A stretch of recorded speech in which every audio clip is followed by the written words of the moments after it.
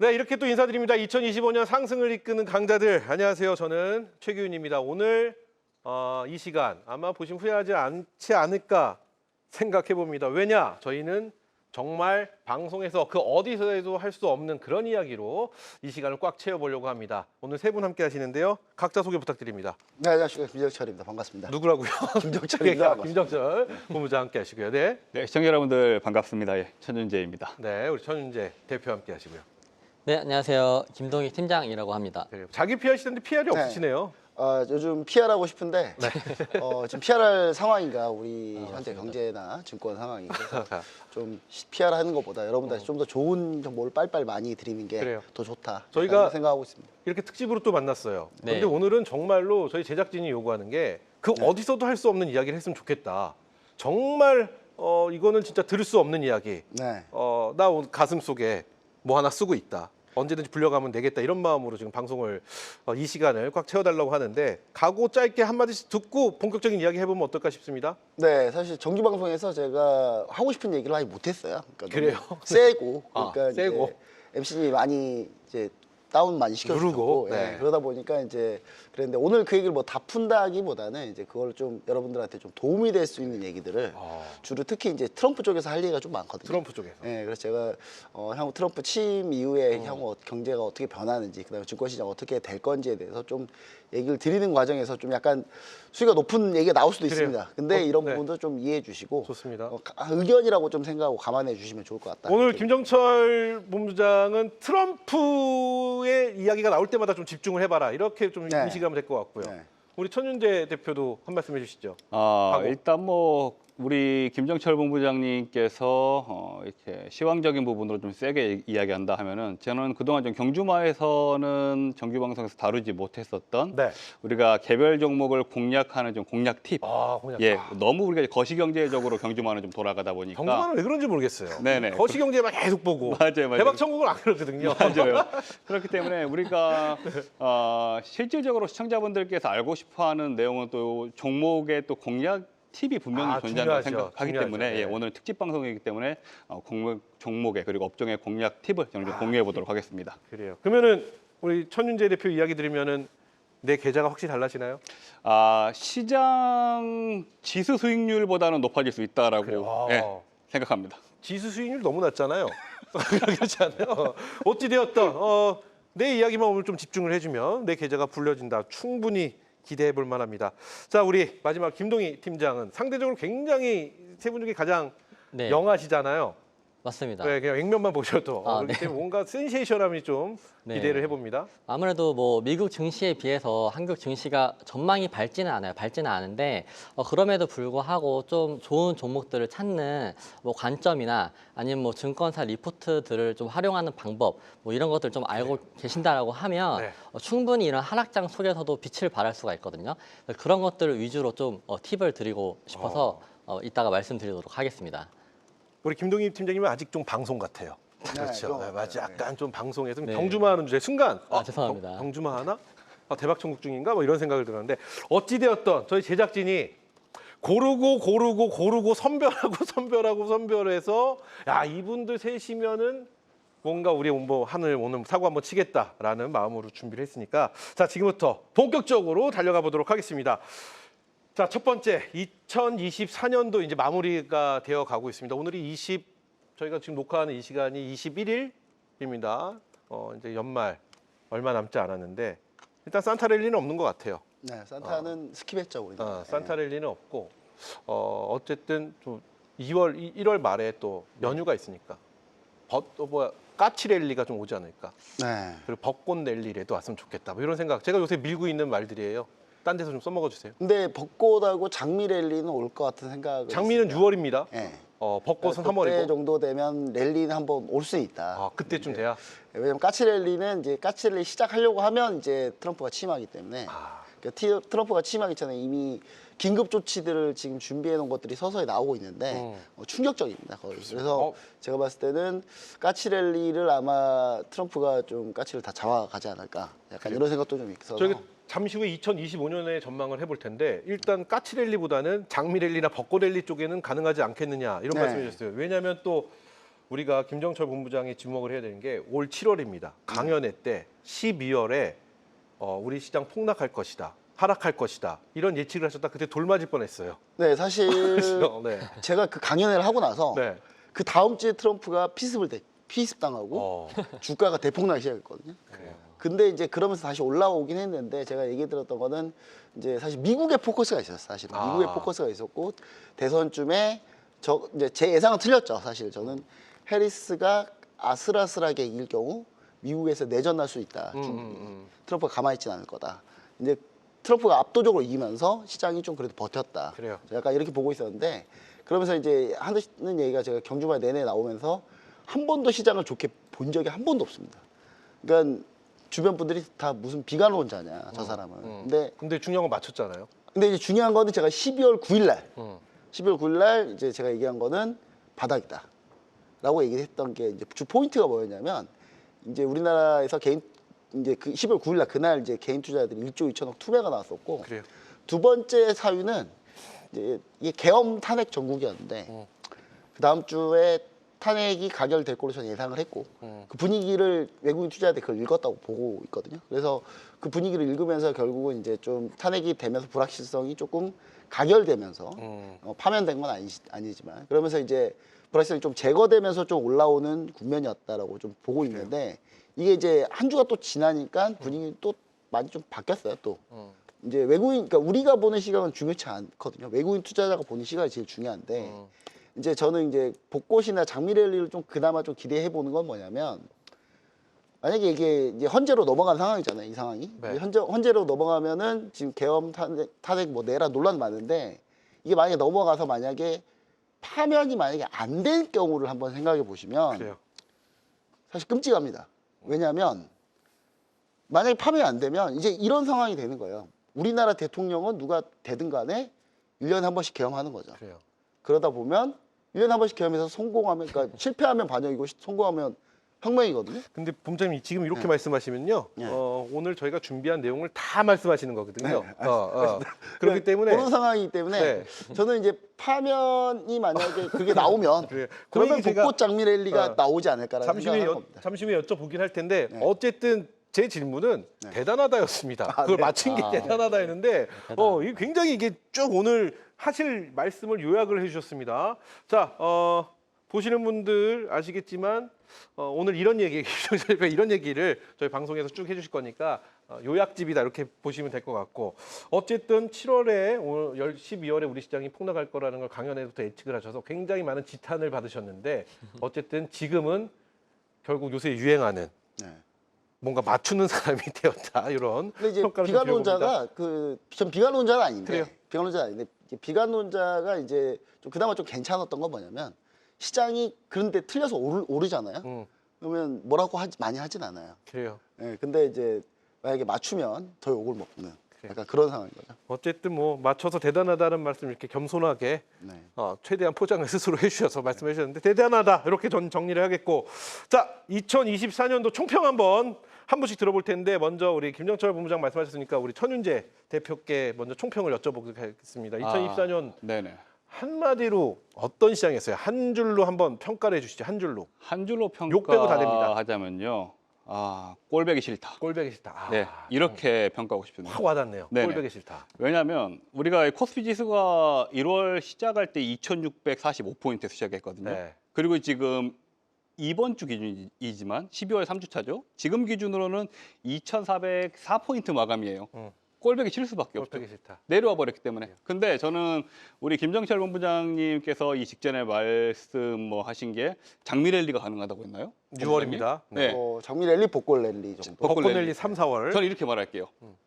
장미 랠리, 벚꽃 랠리 가능하지만 저는 오히려 조금 더 구체적으로 가자면은 벚꽃 반등 가능하다. 벚꽃 반등. 예. 왜냐하면 지금 지수적으로 2,404포인트까지 내려온 상황이기 때문에 1월 중순에 트럼프 당선인 취임하고 나서 반등 나옵니다. 어쨌든 불확실성이 일정 부분 해소됐기 때문에 그러니까 벚꽃 반등은 가능한 상황이고 24년도는 시청자분들 공감하시겠지만 국장은 꼴배기가 싫습니다. 그래요. 네. 꼴배기 싫다. 진짜 그래요. 뭐 더 이상 뭐 추가로 할 말이 없네요. 자, 그러면 우리 김동희 팀장은 2024년도 우리 시장을 한 줄로 한번 정리를 한번 해주시죠. 뭐 뭐 한마디로 뭐 얘기를 드리자면 네.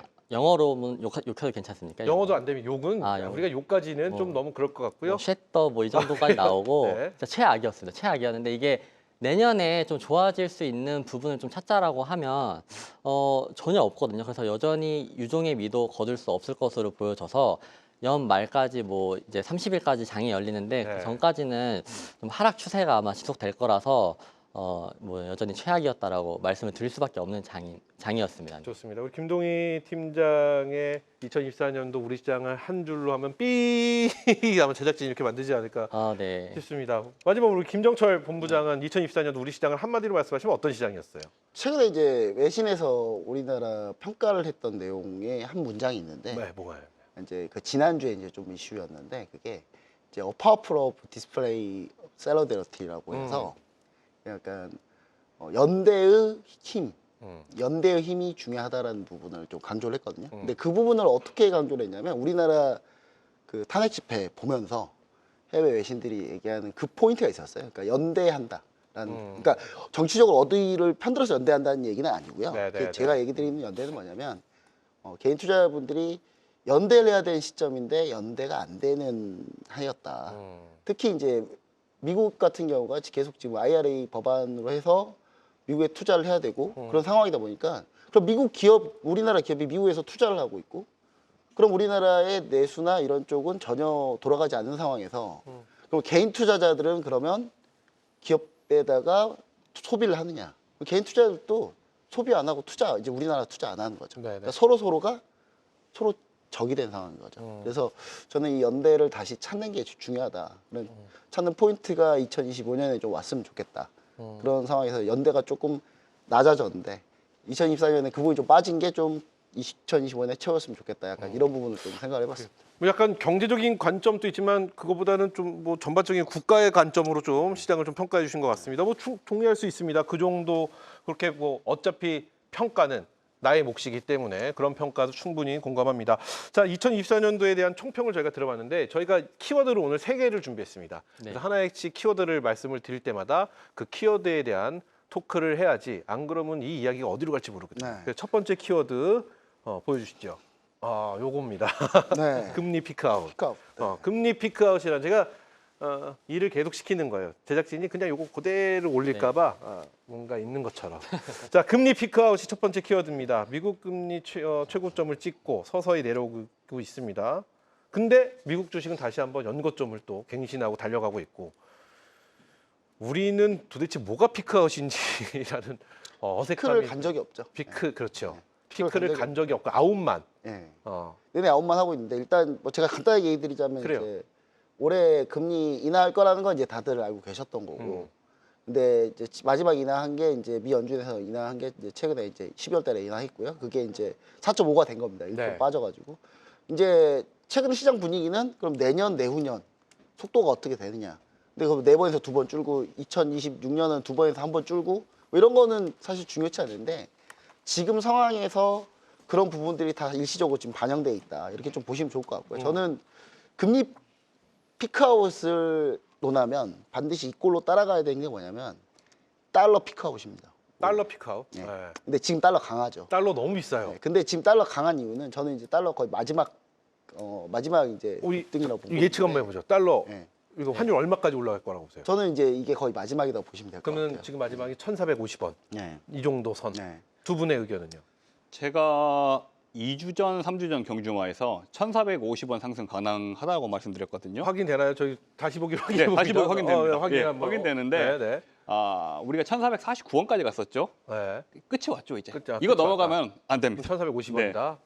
연기금이 방어를 해주고 있기는 한데 네. 제가 보기에는 오버슈팅은 한 번 정도 더 나올 거라고 보고 있기 때문에 1,480원 정도까지는 추가 상승이 뭐 열려 있다라고 저는 생각을 하거든요. 그래요. 네. 그래요. 일단 세 분의 의견 알고 계속 말씀 일단 들어보죠. 근데 이제 저는 이제 얘기 드리고 싶은 게 이 과연 우리가 환율이 이제 워낙 약세 국면에서 우리가 좋았느냐를 좀 생각해 보시면 좋을 것 같아요. 그러니까 우리가 안 좋았거든요. 대단히 안 좋았는데 대단히 안 좋았던 주 포인트가 뭐였냐면 수출이 잘 된다. 수출을 예전에 그러니까 워낙 약세돼서 수출이 잘 된다는 얘기는 옛날 얘기예요. 왜냐하면 반도체도 계약 단위별로 판매를 하는 거고 워낙 약세가 돼서 좀 그나마 좀 이득 보는 건 자동차 이런 쪽들인데 이런 거 제외하면 사실 워낙 약세 국면에서 우리가 이득 볼 건 없고 오히려 손해 보는 게 뭐냐면 수입 물가가 너무 비싸지면서 그렇죠.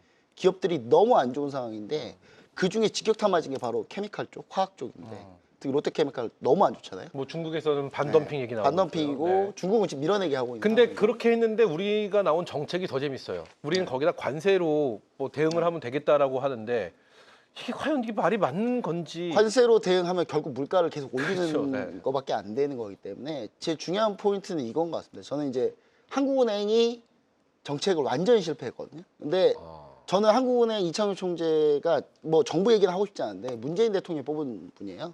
근데 이분이 이 미국에 대한 어떤 일정한 기대가 있는데 그 기대가 현 정부 와서 약간 좀 틀어진 거고 물론 금통위가 한국은행 총재 위주로만 다 가는 건 아닙니다. 근데 중요한 포인트는 한국은행이 미국 금리 올릴 때 빠르게 못 올렸고 네. 놓쳤고 그리고 금리 내릴 때는 빠르게 내리고 있어요. 그러니까 그 말은 워낙 계속 약세로밖에 못 만들고 있는 상황인 거거든요. 통화 정책 자체가. 그럼 정부의 재정 정책이 실패했고 통화 정책 실패했는데 이 실패한 두 쪽이 그 누구도 실패를 인정하지 않습니다. 사과 한 번 한 거 본 적이 없어요, 저는. 그래요. 이 나라를 이렇게까지 만들어 놨는데 누구 하나 책임지는 사람이 없거든요. 그렇기 때문에 저는 상당히 이 부분이 문제였다. 그래서 이 부분이 경제로 나타난 거고 원화가 약세가 더 급격히 되면서 경상수지 적자였다가 흑자 겨우 돌아섰지만 지금 계속 구조적으로 안 좋거든요. 특히 우리 시청자분들 2차 전지 엄청 힘들어 하시잖아요. 2차 전지 그래요. 종목들. 근데 2차 전지는 여러분들 화학주입니다. 화학주. 화학주인데 화학 원재료가 비싼데 어떻게 이게 수익이 나는 상황입니까?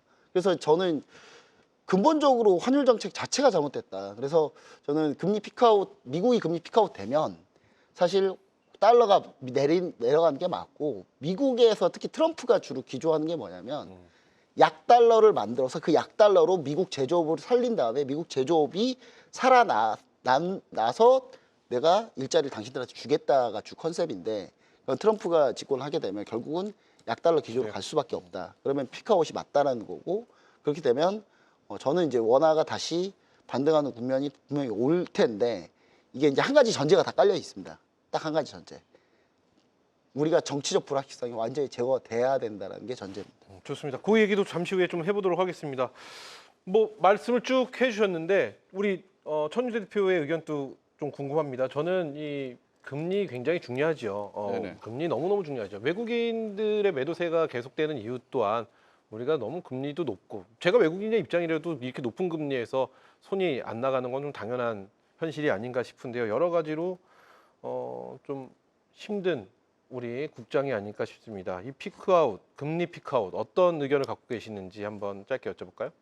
금리 피크아웃 관련해서는 우리가 미장을 위주로 하시는 분들에게는 기회죠. 기회죠. 오히려. 왜냐하면 시장에서는 그동안 좀 이런 말들이 많았거든요. 미증시가 그동안 조금 너무 과도하게 많이 올라왔다. 조정이 나올 시기가 되긴 됐는데 어떠한 계기로 조정이 나올 것인가 했을 때 결국에는 파월 의장이 그 이유를 만들어줬죠. 조정에 대한 이유를 만들어줬다고 생각하거든요. 그러니까 미장하시는 분들한테는 기회의장, 매수를 해볼 수 있는 기회의장이고 네.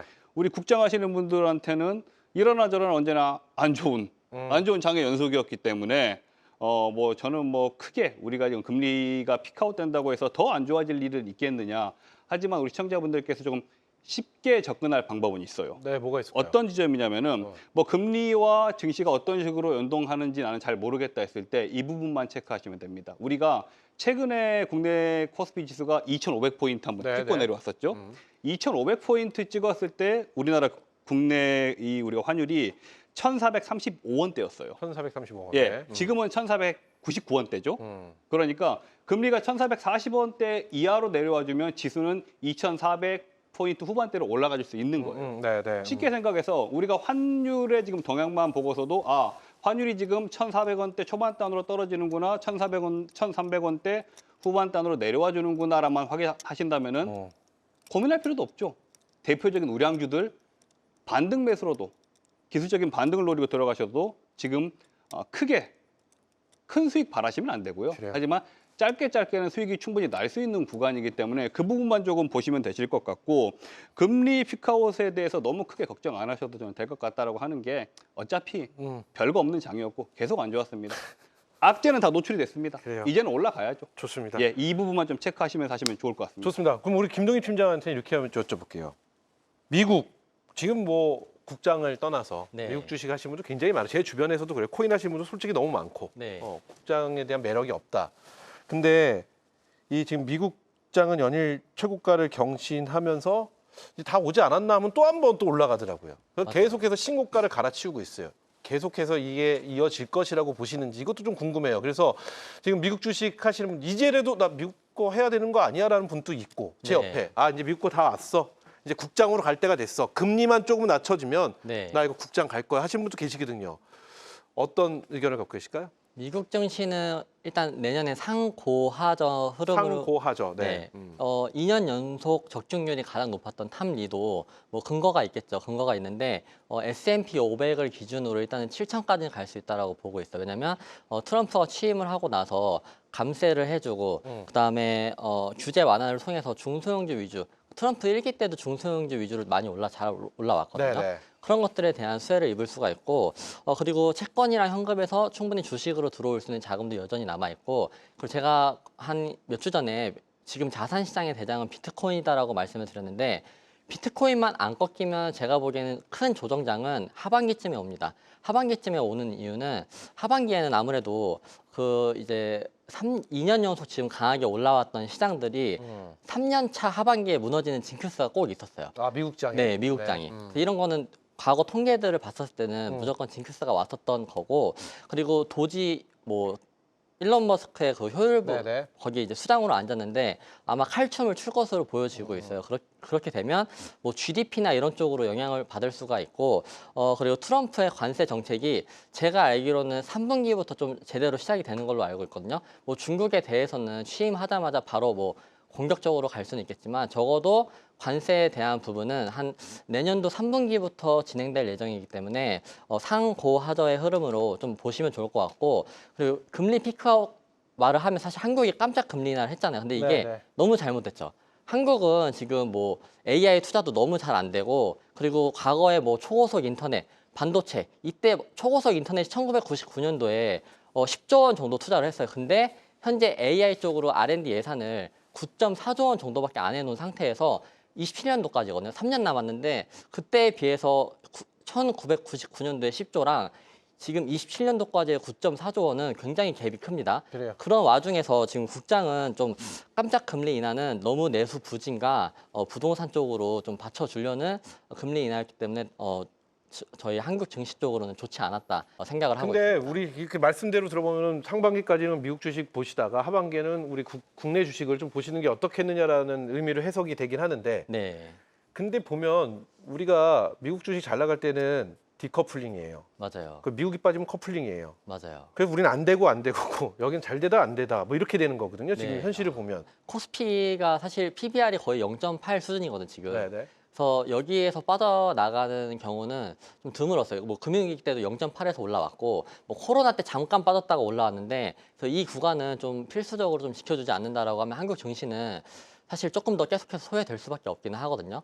근데 제가 뭐 국장에 대해서 안 좋은 얘기를 드리고 있긴 한데 그런 와중에서도 빛이 날 수 있는 뭐 테마들이나 뭐 섹터들은 충분히 있기 때문에 결국 개별 종목대로 간다는 네. 얘기네요. 반대 저는- 의견 있으면 들어볼까요? 저는 이제 사실 상저하고 보고 있는데 내년에 어디가요? 내년에 이제 국내 증시. 국내 우리 증시 근데 상저하고 네. 중요한 포인트는 뭐냐면 딱 하나가 문제인 거예요. 딱 뭐가 하나가. 문제야? 그러니까 이 정치적 불확실성이 확실히 해결되느냐. 정치적 불확실성. 이게 해결이 안 되면 사실 우리나라는 거의 이게 여러분 그냥 상식적으로만 생각해봐도 만약 헌법재판소에서 만약에 파면 안 되면 그 다음부터 야당은 다 밖으로 나올 거예요. 그러면 아무것도 돌아갈 수가 없는 아무것도 안 되죠. 상황입니다. 그러면 이제 그런 상황이 되기 때문에 저는 이제 제가 누구 편이 아니라 저는 오케이. 국내 증시의 편이라서 그럼 정치적 불확실성이 만약에 해소가 돼요. 어차피 이건 상반기 안에 끝나야 될 일이거든요. 해소가 네. 된다면 네. 해소가 된다면, 된다면 네. 저 노무현 대통령 탄핵 때 비교하지 마시고 박근혜 대통령 탄핵 때를 비교해 보시면 돼요. 그때 우리나라가 12%에서 17%까지 파면 딱 확정돼서 그 뒤까지 하면 거의 20% 가까이 올라왔거든요. 그런 부분을 좀 생각을 해보시면 여러분들이 어느 정도 조금 생각이 조금 되지 않을까요? 좀 비교를 해보시면 될 거다. 저 약간 좋습니다. 이렇게 생각하고 있습니다. 근데 여러분 이제 네. 원하시는 게 끼어드시는 거죠. 그렇죠. 예, 아니, 예. 그냥 다양한 네. 의견을 다양하게 좀 듣고 싶습니다. 네. 솔직한 의견. 김 본부장님 말씀이 맞는데 우리 박근혜 대통령 탄핵 때는 어쨌든 반도체 슈퍼 사이클이 있었잖아요. 어. 그죠? 근데 지금은 사이클이 없어요. 그래요? 사이클이 지금 또 없어서. 반도체는 슈퍼 사이클 얘기가 나오고 조선 사이클 얘기 나오고. 조선 사이클이 올 초부터 나왔던 네, 거고, 그러니까 내년을 우리가 보자면은 뭐 크게 사이클이 있을까 싶은데 저는 이렇게 말씀드리고 싶어요. 중중중중. 중중중. 예, 예. 기운 빠져. 예.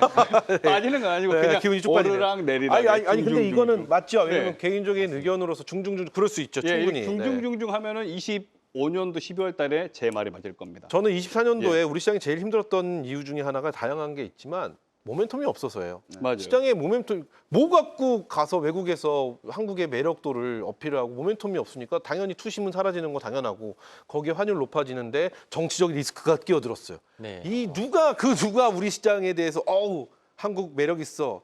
그러면서 우리는 방송에서 맨날 이런 얘기만 하죠. 가격적 매력이 있습니다. 맞습니다. 에이, 쉰빵을 싸게 판다고 누가 사겠어요? 똑같은 거죠. 이건 좀 근데 말이 안 되는 제가 거죠. 여기서 또 말씀 하나 드리고 싶은 거는 네. 우리 시청자분들이 모르시는 게 하나 있어요. 뭐가 미장 좋다 하는데 좋은 거 맞아요. 근데 우리 미장을 시작하신 분들이 아직 1년 이상 되신 분들이 많이 없으실 거란 말이에요. 양도소득도 있습니다. 수익 많이 나시면 22% 매기기 그렇죠, 때문에 20%. 10% 수익 나셨다면은 세금 떼면 8%입니다. 예, 그리고 또 환율 움직이죠. 예. 예, 그렇기 때문에 저는 이렇게 말씀드리고 싶어요. 미장 좋은데 내년에 중중중중 안에 있는 국장에서 충분히 수익 날 수 있기 때문에 국장 준비하셔야 된다고 생각합니다. 그럼 결국 우리 천주재 대표께서는 계속해서 그냥 개별 종목세, 그건 맞아요. 그렇죠. 개별 종목세를 개별 그냥 종목으로 가면서 가야죠. 중중중중 이렇게 보신다는 네네네. 거죠. 우리 김동희 팀장하고 김정철 본부장은 상저하고 이렇게 평가를 하신다는 거고. 좋습니다. 피크아웃에 대한 이야기 이렇게 해보고 또 하나 두 번째 키워드 이제 살펴볼 텐데요. 두 번째 키워드는 우리 김정철 소장이 머리 위에 네. 이렇게 또 있네요. 이렇게 네. 우리 제작진 피곤하게 하려고 합니다. 네. 지정학적 리스크입니다. 자, 지정학적 리스크. 우리는 그냥 지정학적 리스크를 안고 살고 있는 사실 국가인데 올해 지정학적 리스크가 굉장히 많은 발목을 좀 잡았던 그런 한 해가 또 아니었나 싶습니다. 이 부분에 대한 총평, 지정학적 리스크에 대한 총평을 좀 먼저 한번 들어보도록 하겠습니다. 어느 부분부터 출발해 볼까요? 천윤재 대표부터 한번 출발해 볼까요? 시장에서 좀 이런 말이 나오고 있어요. 일본의 저성장, 터널 국면, 초입 구간에 우리나라가 지금 진입하고 있는 게 아니냐. 그거 네. 제가 많이 들었어요. 저도. 그렇죠. 방금 저 여기 올 네. 때 그 어. 내용 관련된 영상 보고 왔거든요. 네, 저 딱 그 내용 관련된 영상이 뭐예요? 그러니까 우리가 일본의 옛 과거의 모습을 그냥 답습하는 게 아니냐 이런 말인가요? 그렇죠. 잃어버린 그 30년 일본을 하면 일본에 그러니까 초입 국면 가는 예를 들면 일본의 부동산 거품으로 경제가 무너지고 이거의 초기 모습을 우리가 답습하고 있다. 그렇죠. 제조업도 좀 몰락하고 있고, 네. 예. 네. 노동 문제 때문에 제조업도 좀 인건비 올라가기 때문에 동의하시나요? 제조업도 좀 올락하고 있고. 근데 저는 그 얘기 중에 상당히 조금 와닿았던 건 뭐냐면 그 기업이 이제 떠나가는데 이제 개인 투자자도 또 떠나간다 국내를. 그러니까 기업도 떠나고 다 떠나가는 거죠. 그러면서 이제 성장 동력 꺾이고 약간 그런 형태로 일본과 거의 비슷하게 간다라는 얘기를 이제 그런 내용을 좀 많이 얘기를 이제 연구도 해보고 분석도 해보고 해봤는데 어느 정도 좀 약간 비슷하게 가고 있다라는 부분이 좀 그래요? 이제 문제가 되지 않나. 저도 약간 그 부분 좀 생각해봤죠. 맞아요. 그나마 하나 조금 다른 게 우리 김정철 본부장님이 아까 하는 총재에 대해서 좀 비판을 했었죠. 네. 저도 그 부분을 동의하는데 왜 그럼 우리가 그때 당시 금리를 미국에 따라서 못 올렸느냐? 부동산이죠. 부동산이죠. 우리나라 이제 중산층의 대부분의 자산이 부동산에 몰려 있기 부동산에 때문에 몰려 있고요. 예. 이 지켜줘야 되니까 일본이 못 지켰기 때문에 버블이 시작됐지 않습니까? 그러니까 이게 스텝이 다 우리가 발이 있다면 왼발 오른발 이렇게 있어야 되는데 우리나라는 구조가 이렇게 돼 있잖아요. 꺾여서. 그러니까 이러지도 못하고 저러지도 못하고 하는 상황에서 지정학적으로도 우리나라는 결국에는 많은 시총의 상위 기업들이 수출 의존도가 높기 때문에 지금 시점에서는 셀코리아가 주된 이유가 지정학적 이유냐라고 이런 말도 많지만 저는 맞다라고 보고 있고요. 이 난국을 어떻게 타개할 것이냐. 솔직히 이 주식 전문가의 입장에서는 보이지가 않습니다. 너무 어려운 고차원적인 문제이기 때문에 김정철 본부장님은 알고 계실지 모르겠지만 저보다 네. 식견이 높으신 분이라 저는 보이지가 않아요. 이 부분이. 저는 우리나라 이제 어떻게 될 그런 것인가. 거예요. 그러니까 뭐냐면 이제 그 금리를 자꾸 저는 더 올려야 돼, 더 늦게 내려야 된다는 거는 돈의 흐름이 반드시 돈은 이제 반대로 분노와 물은 아래로 흐르는데 돈은 위로 흐르거든요. 분노와 물은 아래로 네. 흐른다. 멋있는 말. 네, 근데 이제 그 돈은 위로 흐르거든요. 그러니까 금리가 미국이 더 높아버리면 미국이 더 높은데 달러 쓰고 있고 금리는 미국보다 낮은데 원화를 쓰고 있으면 누가 우리나라에 원화 투자하겠냐는 그렇죠. 거죠. 그러니까 그런 부분에 딱 최소한 금리는 따라가 줘야 되는데 따라가 줄 때 그러니까 여러분들 저는 오로지 주식 투자자들 관점만 생각하는 거예요. 주식 투자자 입장에서는 원화가 강한 게 훨씬 좋습니다. 훨씬 구매력도 높아지고요. 원화 자산 갖고 있으면 외국인들이 더 수익 나기 때문에 더 들어오는 거죠. 근데 문제는 여러분들 이제 부동산에서 손해 본다고 생각하시는데 금리가 올리면 여러분 금리 올라가면 구매력이 더 높아져요. 그러니까 구매력 높아지고 원자재 살 때 좀 더 싸지고 내수가 조금 더 좋아지는데 내수에서 이득 보는 건 생각 안 하고 자꾸 부동산만 생각하고 계시는 거죠. 우리나라 그게 문제라는 거고 두 번째 이제 뭐 지정학적 리스크를 얘기하자면 이제 우리나라 경제 성장을 보니까 1%대예요. 그러니까 한국은행이 지금 예측하는 게 1%고 근데 한국은행의 그 더 안 좋은 예측은 뭐냐면 그 이후 2026년도 1%예요. 네.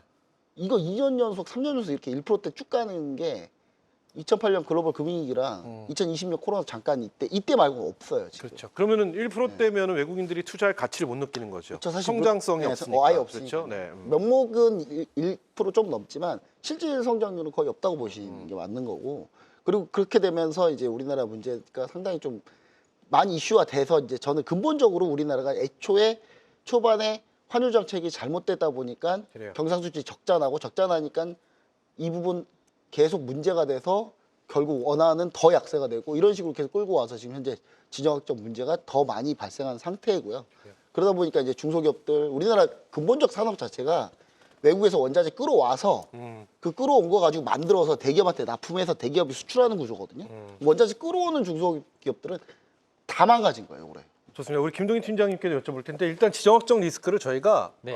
좀 나눠봐야 될 것 같아요. 국내의 지정학적 리스크 지금 말씀해주신 것도 뭐 국내의 이야기, 뭐 부동산이라든지 네. 뭐 일본의 뭐 잃어버린 몇 년을 지금 학습하고 있다. 우리가 그거에 지금 초입과 똑같은 모습이다라는 말씀도 해주셨고 네. 우리 김동희 팀장은 먼저 국내의 지정학적 리스크, 우리 국내 시장에 대한 리스크들이 있잖아요.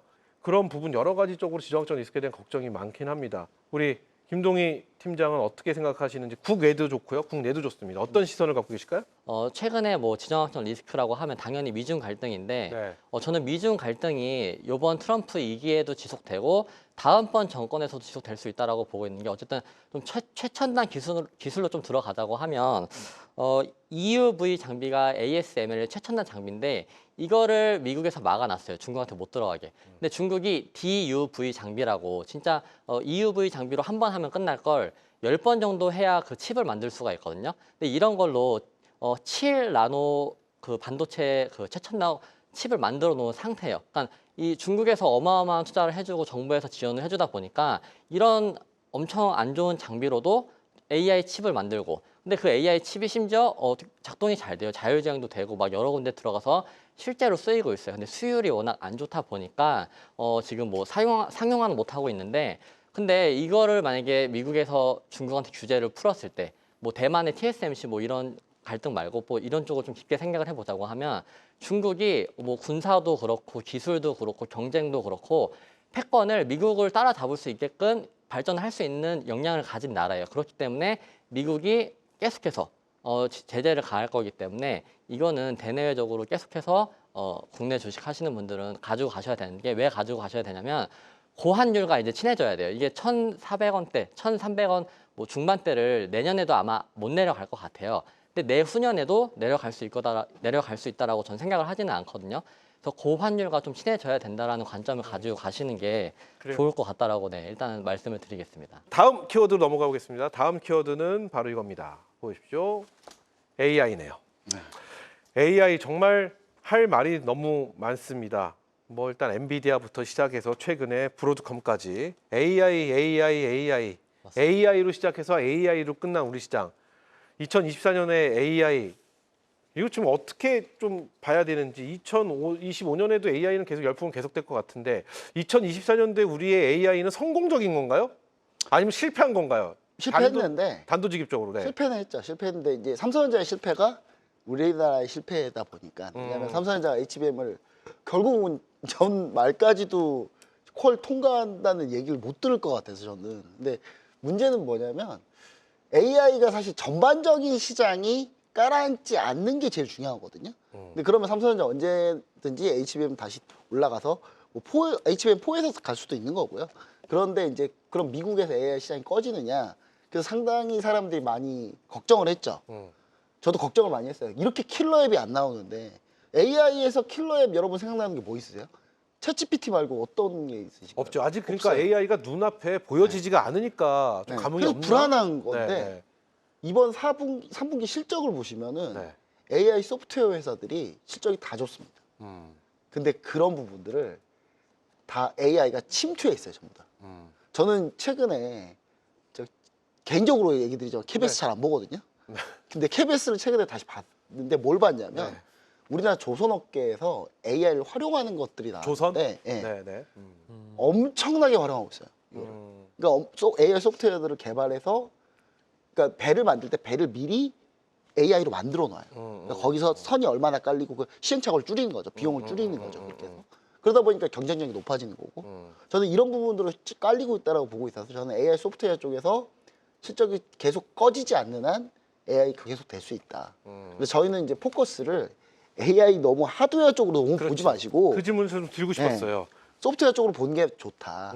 그러면 지금은 네. 지금부터는 이 시간 이후부터는 소프트웨어 쪽으로 보는 게 좋다. 근데 우리나라 소프트웨어가 너무 안 좋아요. 근데 그렇죠. 괜찮은 기업들이 없어요. 그냥 너무. 저희가 방송에서 못한 네. 얘기니까 제가 방송에서는 못하지만 그냥 깨워놓고 그냥 말씀을 드려볼게요. 어쨌든 우리는 엔비디아 밑에서 입을 벌리고 있었어요. 네. 그럼 뭐 맞는 얘기잖아요. SK가 입을 벌리고 있다는 표현이 안 좋을 수도 있지만 어쨌든 엔비디아 향이었습니다. SK 하이닉스도 그렇고 한미반도체도 그렇고 엔비디아를 저희가 그러면 하드웨어라고 표현을 하고 그거 받았으면 지금은 브로드컴이라는 네. 소프트웨어의 강자가 나타났는데 우리 브로드컴 향은 없잖아요. 네. 현실이죠. 향은 없지만 근데 AI 소프트웨어 기업들 중에 네. 일부 가능성이 보이는 기업들이 있습니다. 우리나라도. 브로드컴과 연관이 된 아니면 그냥 개인적인 소프트웨어로. 꼭 연관이 안 돼도 상관없어요. 저는. 아, 그래요? 근데 왜냐하면 지금 이제 기업들 중에 뭐 앱노라는 회사도 있고 앱노는 지금 해외 수출하기 시작했거든요. 아, AI 그래요? 소프트웨어를. 그 다음에 이제 중요한 회사들이 아직 상장이 안 돼 있는데 아마 내년에 상장할 겁니다. LG CNS 상장할 건데 LG CNS가 파라미터 규모로는 압도적으로 우리나라 1위입니다. 그래요. 근데 내년 상장할 거고. 개별 종목으로 네, 그다음에 괜찮다는 거잖아요. 결국은. 페르소나 AI라는 기업이 있는데 저도 이 기업의 비상장 주식을 구해보고 싶은데 구할 방법이 없어요. 근데 이 회사는 전 세계 3대 AI 기업으로 뽑힌 적도 있고요. 그러면 엔비디아는 지금 한계점에 다 왔다고 보시나요? 아니요, 그러니까 AI 소프트웨어가 소프트웨어 쪽에 수익이 안 나면 이 AI 소프트웨어 쪽에 수익이 안 난다는 회사는 뭐냐면 아마존, 구글, 그 다음에 MS 이런 회사들이 실적이 떨어져 버리면 더 이상 투자를 못 하거든요. 그래서 이쪽 실적이 어떻게 가느냐가 제일 중요해요. 이쪽 실적이 계속 점진적으로 늘어나줘야 이쪽에서 번 거를 계속 데이터 센터에 투자를 하거든요. 그러니까 그런 부분 포인트를 좀 보시는 게 제일 좋다. 그리고 우리나라도 그쪽으로 좀 소프트웨어 쪽으로 좀 많이 가주는 게 좋다. 어차피 하드웨어는 만약에 정말 AMD가 정말 잘 만들어서 갖고 나오면 그럼 엔비디아하고 이제 경쟁 체제가 될 수도 있는데 그러기에는 너무 아직 시간적으로 그렇죠. 너무 아직 많이 남았고 그러다 보니까 하드웨어는 정해진 길로 지금 계속 가는 수준이고요. 그러니까 AI 소프트웨어 기업들이 얼마나 수익을 내느냐, 그 수익에서 또 킬러 컨텐츠가 얼마나 나오느냐 보면은 이게 연장이 되느냐 안 되느냐를 판단할 수 있다. 그렇게 좀 생각해 보시는 게 제일 좋다 이렇게 얘기 드립니다. 좋습니다. 우리 천윤재 대표는 네네. 어떤 생각을 계세요? 제가 사실 궁금한 건 예. 시장에서 지금 가장 많이 하는 말이 이거예요. 엔비디아는 이제 정점을 찍었고 좀 이제 피크아웃에 들어가면서 이제 우리가 브로드컴이라는 새로운 소프트웨어의 최강자가 엔비디아의 자리를 왕의 자리를 좀 대신해 주지 않겠느냐라는 의견이 시장에 굉장히 많거든요. 맞아요. 이 부분에 대해서 동의를 하시는지 아니면 아. 또 일각에서는 그래도 엔비디아를 버릴 수는 없는 상황이다. 브로드컴은 어느 정도 오겠지만 엔비디아만큼 그 폭발적이진 않을 것이다라는 의견도 있거든요. 어떤 생각을 갖고 계실까요? 전략이 다르잖아요. 엔비디아는 어떻게 보면 범용이라면 그렇죠. 브로드컴은 맞춤형이기 그렇죠. 때문에. 근데 이제 우리가 브로드컴의 그러면 맞춤형으로 주요 지금 고객사로 이야기되는 기업을 보자면은 네. 애플이 있죠 일단. 음. 예, 애플이 있고 또 메타도 있을 거예요 네, 아마. 뭐 그러니까 그렇죠. 굴지에 우리가 지금 기업들이 있거든요. 그렇기 때문에 이 맞춤형 전략으로서 브로드컴이 저는 성공할 수 있다고 보고 있고요. 그리고 브로드컴에 성공을 하게 되면 한 가지 또 우리나라 기업 중에서 네. 이제 우리가 김정철 본부장님이 소프트웨어 쪽으로 많이 말씀해 있기 때문에 하드웨어적으로도 수혜받는 기업이 있습니다. 아, 그래요? 대표적으로 삼성전자죠. 아. 왜냐하면 지금 브로드컴이 결국 협업을 TSMC하고 하거든요. 근데 여기에서 모든 이 물량을 소화하기가 힘들 겁니다. 불가능하죠. 성공이 된다면. 그렇다면은 삼성전자밖에 없어요. 아, 그래요? 예, 파운드리적으로 봤을 때 사실 삼성전자밖에 최근에 없기 때문에. 현대차도 네네. 비메모리 칩을 결국은 TSMC 근데 차량용 반도체 자체가 원래 8인치 반도체였고 12인치 가봐야 이제 크게 고난도까지 가진 않으니까 네. 그러다 보니까 사실 현대차도 최근에 삼성전자한테 칩을 줄 수 있다, 파운드리 물량 줄 수 있다 그런 얘기도 나오는 부분도 사실 TSMC가 과연 그런 것까지 할 수는 안 해줄 거거든요. 자기도 물량 바쁘니까. 그럼 자연스럽게 삼성전자 이야기를 좀 해봐야 되겠는데요. 그럼 삼성전자는 지금 어떤 평가를 하고 계세요? 외국인들이 지금 오늘 방송이 나가는 이 순간까지 계속해서 매도세를 보여주고 있거든요. 근데 네, 그래서 일각에서는 레거시 반도체가 오기 전까지 삼성전자 부활은 힘들 거야라는 게 사실 지배적인데 삼성전자의 매력은 가격적 매력밖에 없어라고 말씀하시는 분들 굉장히 많으세요. 그럼에도 불구하고 개인 투자자분들은 계속 삼성전자를 매수해 가거든요. 네. 가격적 매력이든 어쨌든 믿음은 있죠.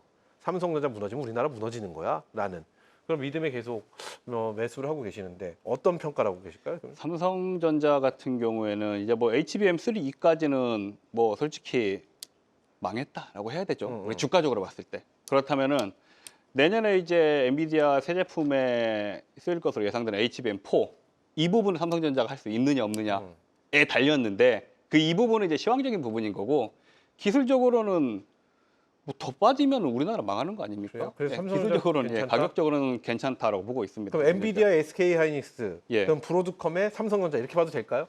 일단 너무 저는 좀 그렇게 봐요. 무리수인가요? 아 그렇게 보셔도 돼요. 그렇게 왜냐하면은 보셔도 HBM3가 못 갔기 때문에 납품을 못 하고 있기 때문에 일단은 지금은 우리가 희망회로를 돌려보자면은 희망회로. 엔비디아, SK 하이닉스가 짝꿍 그리고 브로드컴, 삼성전자가 짝꿍이 되면 너무너무 좋지 않을까 보고 있고 AI 섹터 제가 조금 더 말씀드리고 싶은 게 AI 섹터를 우리가 조금 이렇게 뭐랄까요 나무를 구성한다고 하면은 네. 첫 번째가 단계가 언어예요. 대화 이게 챗봇이죠. 챗봇. 네, 두 번째가 이제 생각하는 거죠, 혼자서. 약간 생각하는 거고. 세 번째가 에이전트 단계거든요.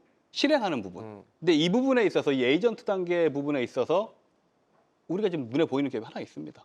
테슬라 자율주행. 아, 최근에 나온 자율주행이 우리가 너튜브라고 표현해야 되나요? 네네. 그거 보게 되면은 현지에서 시승한 사람들이 놀래고 있어요. 맞아. 신호까지도 자기가 알아서 다 잘 지키고 너무너무 잘 가거든요. 얘도 결국엔 AI 섹터에 포함되고 있기 때문에 우리가 지금 제가 오늘 좀 종목적으로 또 팁을 드리고 싶다고 했잖아요. 1분기에 자율주행 관련주 보시면 됩니다. 1분기? 국내 기업도. 근데 자율주행. 이게 우리 시청자분들께서 아셔야 되는 게 테슬라에 직접적으로 납품을 하느냐 안 하느냐, 테슬라를 고객사로 두고 있느냐 없느냐 이건 차후의 문제예요. 아, 그래요? 주식시장은요. 테슬라 가면은 관련 없어도 갑니다. 같은 섹터에 엮여 있으면. 그러면 미국 주식이 네. 미국 증시는 안 가도 미국 증시 따라서 우리는 안 가도 섹터는 가요. 맞아요. 그러면 이렇게 예. 여쭤볼게요. 그러니까. 테슬라를 봤을 때 그럼 자율주행을 보라고 그랬는데 자율주행 안에도 섹터가 너무 많아요. 뭐 레이더부터 시작해서 예. 뭐 카메라도 있고요. 뭐 너무 많잖아요. 그 안에. 그 중에서 어느 쪽을 좀 봐야 될까요? 아니면 전반적으로 다 가나요? 그건 아닐 거 아니에요. 이 질문은 네. 테슬라에 관심이 조금만 있으신 분들이면 아실 거예요. 음. 카메라죠. 테슬라는 우리가 이제 일반적인 우리가 그 레거시 전통 완성차 기업들은 레이더 방식이 많죠, 자율주행이. 근데 테슬라는 우린 달라. 우린 카메라로 할 거야. 했기 때문에 테슬라는 이 카메라양 기업 위주로 좀 보시는 게 좋다. 카메라 모듈. 예, 카메라양 모듈 쪽으로. 저는 그렇게 생각합니다. 좋습니다. 예, 예. 자, 우리 김동희 팀장은 네. AI 어떻게 보시는지 안 여쭤볼 수가 없는데 중간에 안 끼어드시니까 제가 따로 여쭤봅니다. 아, 네네. 네. 사실 브로드컴은 가이던스에서 말했던 지금 부분까지는 27년도 뭐 이 정도까지 매출액이 나온다라고 했던 부분까지 주가가 온 거고 그게 추가적으로 지금 들어갈 수 있는 기업이 오픈 AI와 애플이 이제 고객사로 들어가서 매출이 발생을 할 거예요. 그러면 엔비디아 같은 경우는 뭐 지금 자리에서 더 이상 뭐 조정이 오더라도 다시 한번 반등이 올 거라고 보고 있고 뭐 브로드컴 같은 경우는 위의 공간이 저는 충분히 뭐 더 열려 있다라고 보고 있거든요. 그래서 상반기까지는 계속해서 갈 수 있다라고 보고 그러면 있고. 엔비디아 대 브로드컴 하면 어느 쪽? 브로드컴이 더 상승률은 무조건 상승률이겠다. 높죠. 무조건 높고 엔비디아는 현재 자리를 지켜주면서 천천히 이렇게 상승을 보여줄 수 있는 이유는 지금 사실 AI 시장이 한 10%밖에 개화가 안 됐잖아요. 근데 나중에는 비중이 줄어들더라도 이 돈이 영업이익이나 매출액이 나올 수 있는 부분이 굉장히 더 커질 수 있는 부분이 있어서 상승률만 둔화가 됐을 뿐이지 뭐 성장세는 충분히 가져갈 수 있다라고 네, 말씀드리고 네. 그리고 아까 자율주행 얘기해 네, 주셨는데 자율주행 전에 이것부터 여쭤볼게요. 그러면은 엔비디아의 하이닉스는 네. 어떤 대응을 해야 되나요? 엔비- 이제부터. 왜냐면은 엔비디아가 일단 뭐 죽지는 않지만 둔화가 된다 하잖아요. 네, 그러면 일단 시장에선 기대감, 시장에선 그런 걸 보잖아요. 기대감이 푹 꺾인단 말이에요. 맞아요. 그러면 하이닉스는 이제 피크아웃인가요? 하이닉스는 천천히 피크아웃은 아니고 네. 뭐 계속 18만 원에서 저항 먹고 내려올 가능성이 훨씬 높고 아. 왜냐면 성장세가 엔비디아가 못 올라가니까 아마 하이닉스도 별로 올라가지 못할 거라고 저는 보고 있고 좋습니다. 그리고 네. 삼성전자 얘기를 좀 드리자고 하면 그럼 김동희 팀장은 네. 삼성전자가 브로드컴에 대한 관련주라고 보시나요? 수혜 어, 섹터, 수혜 종목이라고? 지금은 일단은 그렇게 보지는 않고 있는데 네. 왜냐면 삼성전자가 10조 원을 자사주 매입 말고 10조 원을 차라리 투자를 했다라고 하면 순이익을 깎일 수 있겠지만 나중에 성장세를 더 볼 수가 있었어요. 왜냐면 지금 HB의 모멘텀으로 사실 주가가 올라가기에는 너무 타이밍을 놓쳤어요. 이게 주가가 때가 있는데 때가 있었을 때 테스트를 통과를 못했어요. 그래서 기대감만 주다가 계속 밀렸고 현재 구간에서는 사실 HBM 통과가 된다 하더라도 오히려 별 뜨뜻미지근한 반응일 수밖에 없고 사실 HBM 4세대를 엔비디아한테 수주를 받았다라고 쳐도 그거를 지금 엔비디아 현재 주가에서 과거처럼 큰 상승률을 보여줄 수는 없거든요. 그렇다고 했었을 때 삼성전자 주가는 세게 반등이 나올 수는 없고 그리고 10조 원을 자사주 매입을 하면서 3개월 내에 3조 원 정도 이제 소각한다라고 했는데 이거를 자사주 매입을 하면 안 되고 저는 개인적으로 투자를 하면서 나중에 이제 몸을 사리고 있다가 그래요. 주가의 상승률을 더 키울 수 있었다라고 볼 수 있었는데 결국은 삼성전자 NO, 네. SK 하이닉스 NO 둘 다 노란 의견이시네요. 왜냐면 막 이렇게 뭐 어차피 늦었어요. 포장하셔봤자 네. 늦었어요. 말씀을 들어보면 결국 난 둘 다 노란 아니, 얘기예요. 네. 예, 근데 포장하지 마세요. 뭐 그냥 솔직히 전 아니라고 봅니다 하면 되는 거지 네. 뭐 포장한다고 늦었는데 뭐 어떡해요. 저는 물 쏟았잖아요 벌써. 맞습니다. 네. 저는 그래서 아까 자율주행 그렇죠. 하지만 자율주행은 어, 예스다 이거잖아요. 제가 요즘에 뭐 라이더를 좀 밀고 있었는데 라이더 기업이 진짜 실제로 잘 올라갔어요. 왜냐면 아까 말씀해주신 대로 섹터는 올라가요. 그래서 머스크 묻었다라고 하죠. 머스크가 묻으면서 테슬라가 사실 카메라를 안 해요. 카메라만 하고 라이다는 안 하는데 라이다를 할 수 있는 기대감, 주식은 기대감이에요. 그래서 그런 기대감을 좀 걸었고 현대차랑 또 이렇게 라이다 같은 경우는 쓰고 있고 그리고 라이더는 앞으로 로봇에서 쓸 수 있고 그다음에 테슬라가 혹시나 이제 조금 더 내가 자율주행 레벨을 높일 거야. 그럴 때 라이더를 쓸 수가 있는 기대감이 있었기 때문에 그래요. 뭐 그런 쪽을 좀 보는 것도 좋다라고 말씀을 드립니다. 말씀을 정리해 보면은 일단은 네. 2025년에 반도체는 다 우리 국장인 반도체는 뭐 글로벌에서는 잘 나가든 어쨌든 우리한테는 네. 반도체는 아닌 것 같고 나는 자율주행 네. 라이더 쪽을 좀 보는 게 반도체는 주문형 반도체, 주문형 뭐 반도체. 에이직 쪽으로. 저도 이제 약간 다른데 뒤에 얘기할 포인트가 있어서 저는 네. 그 얘기는 좀 이따가. 네. 그래요? 그러면 저는 이걸 네. 하나 말씀드리고 싶어요. 네. 엔비디아 관련해서 시청자분들이 상당히 관심이 많을 거예요. 그럼요. 그러니까 SK 하이닉스에 관심이 많은 거죠. 맞아요. 왜냐면은 맞아요. 미국에 직접 투자하시는 분은 엔비디아지만 맞아요. 간접적으로 국장하시는 분은 SK 하이닉스 빼놓을 수는 없죠. 이렇게 저는 말씀드리고 싶어요. SK 하이닉스는 엔비디아 6세대가 루빈이거든요. 루빈 나오기 전까지 SK 하이닉스는 전고 좀 못 갑니다. 어차피 이제 다 반영됐어요. 5세대 매출분에서는 반영이 돼버렸기 다 때문에 왔다는 얘기네요. 예, 한데 이거 말씀드리고 싶어요. 제가 엔비디아 주가를 최근에 조금 재밌게 살펴보았더니 엔비디아가 피카온 이야기 나오면서 올해 6월 달에 30% 조정 나왔거든요. 조정 나오고 나서 반등 나온 게 40%예요. 근데 이게 우리가 기술적으로 봤을 때 일봉으로 보시면 안 찾아지는데 주봉으로 보게 되면 엔비디아가 특징이 하나 있더라고요. 20주봉선입니다. 20주봉선. 지금 엔비디아가 빠지고 있죠. 20주봉선에 접근했거든요. 네. 시청자분들. 장기 투자라는 거 아닙니다. 이럴 때 매수해서 먹고 나오는 겁니다. 예, 엔비디아 지금 6세대 나오기 그러면은- 전까지 어떻게 될지 모르기 때문에 그럼 저희가 지금 이게 또 저희 녹화잖아요. 예, 예. 그러니까 지금 가격대를 짚어주시고 예. 그래서 어느 정도 가격대까지는 뭐 먹고 나올 만하다. 이렇게 보셔야 돼요. 네. 지금 같은 상황에서는 트럼프 취임 전까지는 20주봉 밑으로 떨어졌을 때 매수, 그런 다음에 가격으로 하지 말고요. 10% 이상 올라가면 분할 매도 조금씩. 이게 우리 현실적이죠. 왜냐하면 하이닉스의 이제 전략. 아니 엔비디아. 엔비디아에 대한 SK 전략. 하이닉스는 안 합니다. 저는. 지금 안 해요. 그냥 지금 안 하고 엔비디아 전략. 예. 제가 국장만 얘기하던 게 습관이 돼서요. 예, 예. 네.